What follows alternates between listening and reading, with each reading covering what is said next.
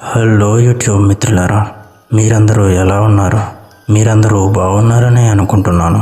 నేను కూడా చాలా అంటే చాలా బాగున్నాను.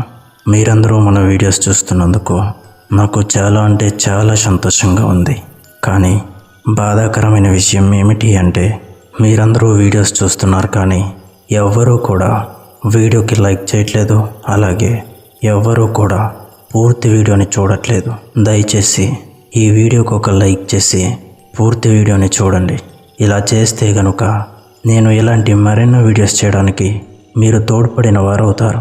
నేను చెప్పిన ఈ రెండు పనుల్ని తప్పకుండా చేయండి. ఇక ఏమాత్రం ఆలస్యం లేకుండా వెళ్ళిపోదాం మన ఇవాల్టి దెయ్యాల కొంపలోనికి.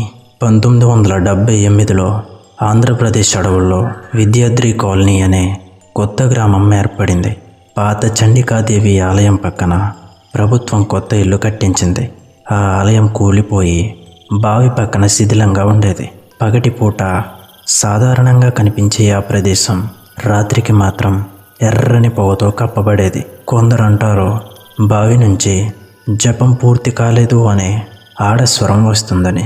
కానీ ఆ శబ్దం ఎవరు చేస్తున్నారనేది ఎవ్వరికీ తెలీదు. ఇంజనీర్ అరవింద్ అక్కడ కొత్త వాటర్ పైప్ లైన్ వేసే పనికి వచ్చాడు.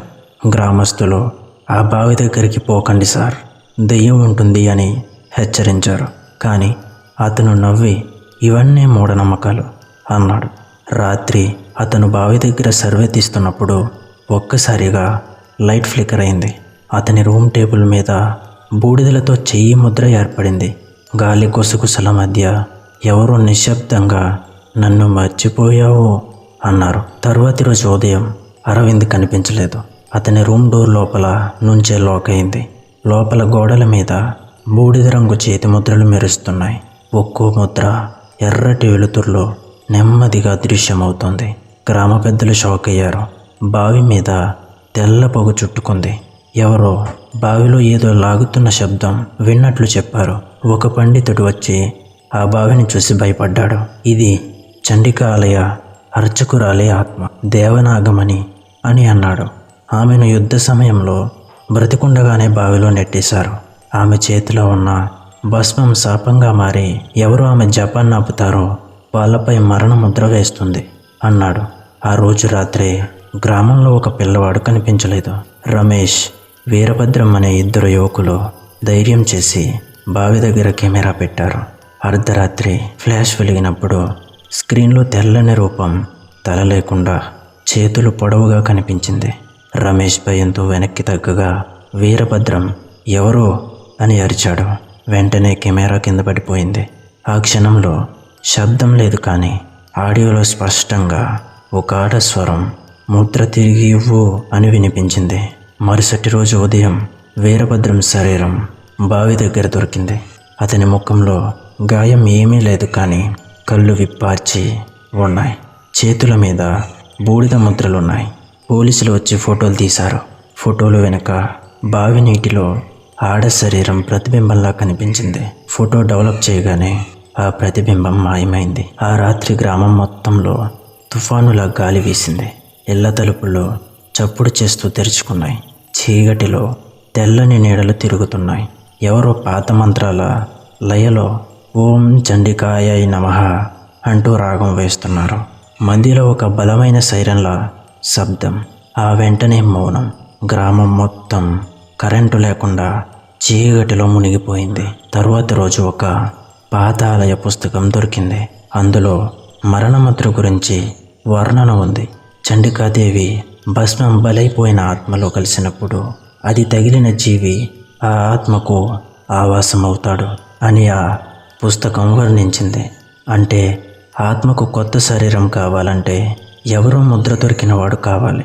ఇప్పుడు గ్రామం మొత్తం భయంతో ఖాళీ అయిపోయింది. 3 రోజుల తర్వాత రాత్రి అరవింద్ తిరిగి ప్రత్యక్షమయ్యాడు. కానీ అతను మానవుడు కాదు.